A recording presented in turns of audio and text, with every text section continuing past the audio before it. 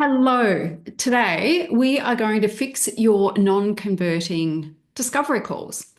If you are plagued with no-shows, people who are time wasters and tire kickers, people that can't afford you, people that are just the wrong clients, or you are just deciding not to do discovery calls because you feel like they're a waste of time, this video is for you. First, can we talk about how there seems to be this trend online that it's uncool to do discovery calls or sales calls? Just let me satisfy you that it's okay to do discovery calls. I love discovery calls. I do most of my sales through DMs these days, but I love a discovery call because I want to know who I'm going to be working with. I want to know if this person's the right fit for me. I want to know if I can truly help them and they're going to add to my reputation as a coach or be a failure for me and it's going to stress me out, right? So I want to know all of these things. I don't see it as a time waster. I really enjoy my discovery calls. And I think one of the reasons I love them so much is I convert at almost 100%. So the conversion rate is crazy. So let's fix your discovery call problems. I have a process that I've been using for years now, and everyone shows up. And when people come onto a discovery call with me, it is a formality. They are already a yes before they sign up. So, how do I do this? The first thing that I do is I make sure that I have my scheduler on my website. There's no backwards and forwards. We want to make it easy for people to book discovery calls. And I use an app called TidyCal, which is, you can get that from AppSumo. I think a lifetime access is about $40 instead of like $100 a month for Calendly. It's exactly the same as Calendly. So I use TidyCal and it allows me to ask questions before anyone is allowed to book the call. So on my discovery call page, which I don't have it up at the moment, but I'm going to put it up so you can go and have a look. So it's going to be michellehext.com/discovery. So you'll be able to go and see this in real time. But I have a pre-framing on that page. So when somebody clicks on the discovery call page up the top, I'm basically spelling it out and saying to them, do not book this call if you're not going to show up because I will be showing up on the call. And I let them know essentially if you don't show up to the call, you will never be able to schedule another discovery call with me. This is a commitment and, think hard before you book a call. Even though it's free, I want you to treat it as something that's important and you're going to show up to. So I think straight away, anybody that's going to flake on the call, just don't book the call. Like I just don't get no shows. I do have people that will cancel out maybe 2 days out or a day out or something like that. It's pretty rare these days, but if that were to happen, that's great because I know then, right, that they're not going to show up.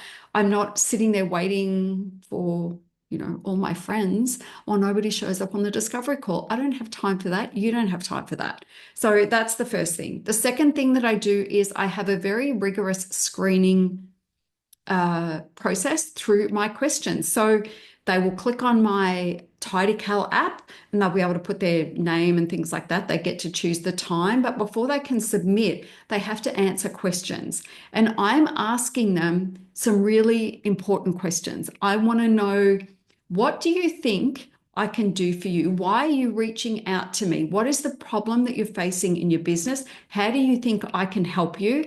And some other questions that I think are really important. Then, what is your budget for coaching? I don't know if it's still there, but I had a question that, are you aware that my coaching starts at this price? And they will say yes or no. Are you in a position to invest in coaching right away if we are a good fit? And if somebody answers my questions and they can't afford me, or they are basically saying, I'm looking for a coach in about 6 months' time, I cancel those appointments. I'm not interested in speaking to anybody who can't afford me, and I'm not interested in speaking to somebody who isn't ready to start straight away. I save my discovery calls for the people that I know are going to say yes. And so I just reach out to those people and let them know I've cancelled, you'll see I've cancelled your session. The reason for that is my discovery calls are very limited and I only allow space for people who are in a financial position and ready to start, to get started straight away. And people understand that. And I let them know when when you're ready to start or when you're in a better financial position to get started, come back and schedule. I'll be happy to chat with you then. And so that way I know I'm not wasting my time and energy on calls that aren't going to go anywhere. So that's the first thing. So there's a rigorous pre-screening process. So it's 3 steps, right? The first one is I pre-frame it on the page, the discovery call page. Don't book it unless you're going to show up, essentially. Then we go through the questions as they're scheduling the appointment. And then I'm asking them questions. I'm asking them, how do you think I can help you? And why do I think you're the right client for me? I'm asking them those, why do you think, sorry, distracted by my phone ringing. Why do you think I'm the right coach for you? So I'm asking them the questions that I want to know. I want to know that they're already excited to work with me. And then they schedule the call, we get on the call, and I ask 3 questions.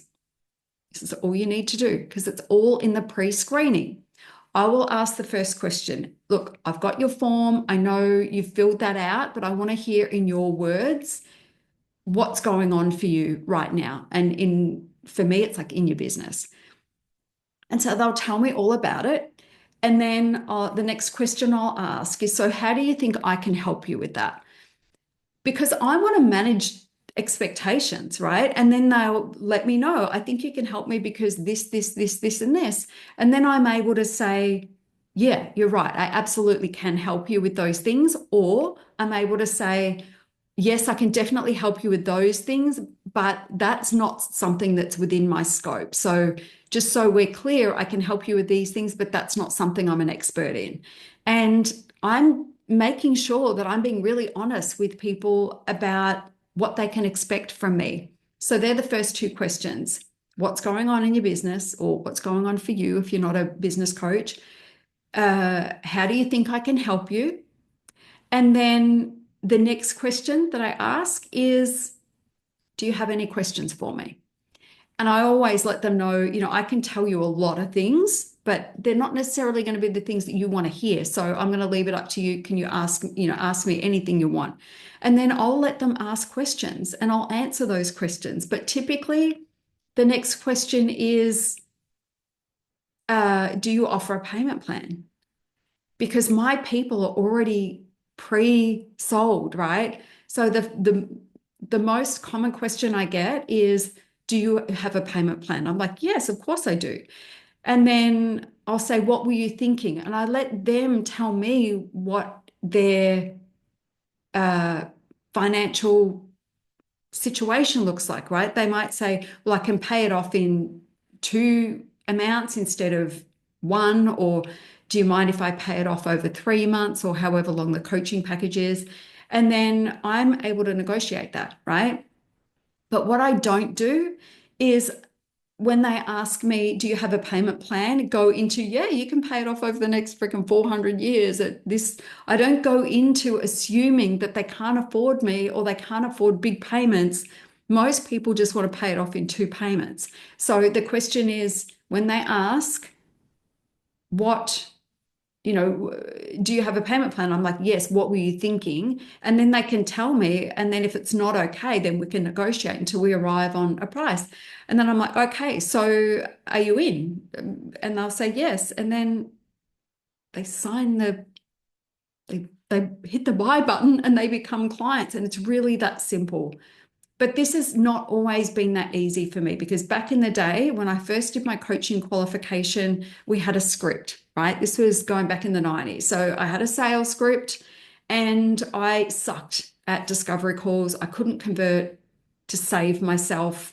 I was so focused on getting the structure of the discovery call right that I just completely lost sight of being present with the clients, and it was a mess. And so I remember one day I decided, so I hadn't done discovery calls for a long time. I decided that I was just not going to do them because I suck at them. And I did everything I possibly could to avoid them, right? lots of lead magnets and everything else. And now, or I went back and I decided I'm going to do discovery calls again, but I'm not doing them like that. So how am I going to do them? And I built my system and it works very, very well. And as I say, my conversion rate is almost 100%. I don't get 100, discovery calls a month. I get very few discovery calls, but I only work with very few clients and I work at the higher end. So it's well worth my while to do those calls. So if you are looking for a way to make your discovery calls more fun and to convert more, try my system and go to michellehex.com/discovery, and I will make sure that that resource is sitting there waiting for you so you can go and have a look at the way that I do it. And of course, if you want to book a discovery call and you jump through all of my hoops, then I would love to speak to you. All right, that is it. I'll see you next time. Bye.